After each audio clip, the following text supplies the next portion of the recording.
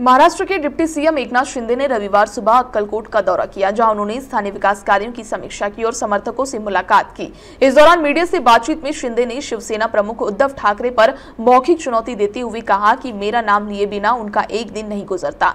इसी beach deputy CM Eknath Shinde ने उनकी हालिया टिप्पणी का जिक्र किया, जिसमें उन्होंने उद्धव ठाकरे की आलोचना करते हुए कहा कि रावण को भी उसके अहंकार के कारण जलाया गया था और ठाकरे को भी अपनी गलतियों का एहसास होगा। इसके अलावा उन्होंने दैनिक सामान अखबार पर भी अपनी बात रखी।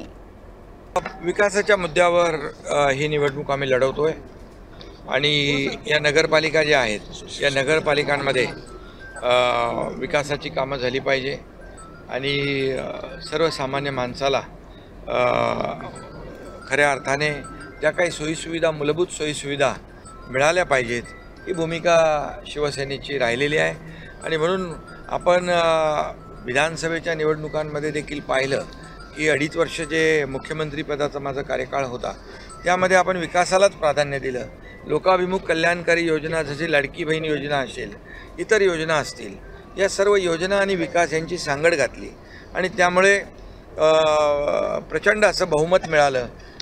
आणि यामध्ये प्रधानमंत्री मोदी साहेबांनी देखील शेतकरी सन्मान योजना सुरू केली, आम्ही नमो शेतकरी सन्मान योजना केली, पीक विमा योजना की शेतकऱ्यांसाठी देखील आपण लाडक्या बहिणींसाठी, ज्येष्ठांसाठी, सगळ्यांसाठी, समाजातल्या प्रत्येक घटकासाठी आपण योजना केल्या आणि दुसरीकडे विकासाला चालना दिली।